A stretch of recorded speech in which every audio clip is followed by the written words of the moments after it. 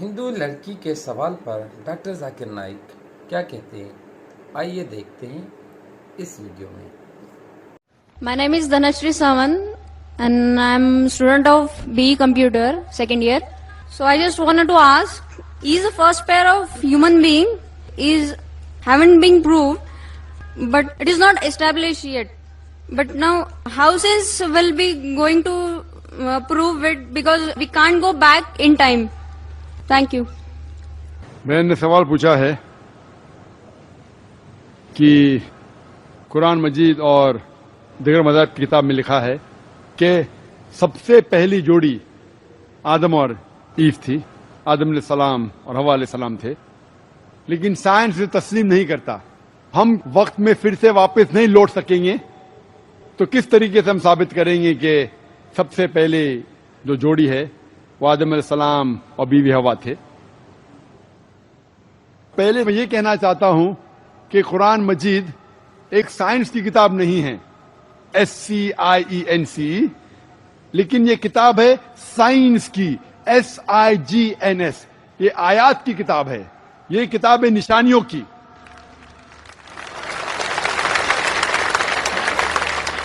اور قرآن مجید میں سب سائنس کے فارمولا نہیں ہیں، لیکن قرآن مجید میں 6000 سے زیادہ آیتیں ہیں، 6000 سے زیادہ نشانیاں ہیں، اور اس 6000 میں سے 1000 سے زیادہ الحمدللہ سائنس کے بارے میں بات کرتی ہے۔ اور میں یہ کہنا چاہتا ہوں کہ سائنس اتنی ایڈوانس نہیں ہے، تو میں کیوں قرآن مجید میں ہر بات پہ عمل کرتا ہوں؟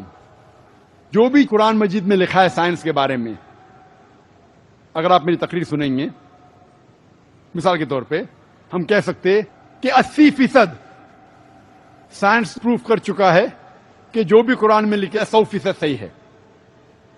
80% جو قرآن میں لکھا ہے سائنس یہ ثابت کر چکا ہے کہ 100% صحیح ہے۔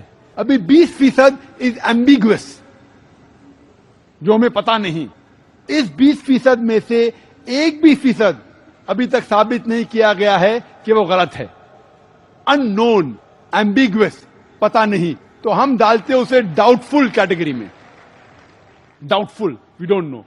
تو میری لاجک یہ کہتی ہے اگر 80% 100% صحیح ہے اور 20% ڈاؤٹ فل ہے، ان نون ہے، ایمبیگوس ہے، اس میں سے 0.1% بھی ثابت نہیں ہو چکا کہ غلط ہے، کیونکہ سائنس اتنی ایڈوانس نہیں ہے کہ اسے ثابت کر سکے، تو میری لاجک یہ کہتی ہے کہ یہ 20% بھی انشاءاللہ صحیح ہوگا۔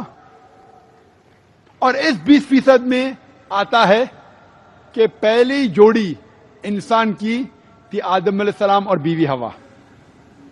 سائنس اتنی ایڈوانس نہیں کہ یہ کہہ سکے کہ اس زندگی کے بعد اور ایک زندگی ہے، لائف آفٹر ڈیتھ۔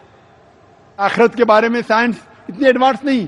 سائنس یہ نہیں تسلیم کرتی جو قرآن میں لکھا ہے کہ قرآن میں ذکر ہے جنت اور دوزخ کا، قرآن میں ذکر ہے جن کا۔ سائنس اب تک اتنی ایڈوانس نہیں کہ اس کے بارے میں کہہ سکے کہ یہ صحیح ہے۔ تو بہت سی چیزیں جو قرآن مجید میں لکھی تھی 1400 سال پہلے، اکثر چیزیں سائنس تسلیم نہیں کرتی تھی، لیکن آج سائنس ایڈوانس ہونے کے بعد، سائنس ترقی کرنے کے بعد 80% سے زیادہ ہم یہ کہہ سکتے ہیں کہ سائنس آج تسلیم کرتی ہے کہ 100% صحیح ہے۔ انشاءاللہ ہو سکتا ہے کہ 50 سال بعد، 100 سال بعد، 200 سال بعد سائنس یہ بھی تسلیم کریں گی کہ جنت ہے، دوزخ ہے، جن ہے، اینجل ہے، اور یہ بھی تسلیم کریں گے کہ پہلی جوڑی آدم اور بیوی حوا تھی۔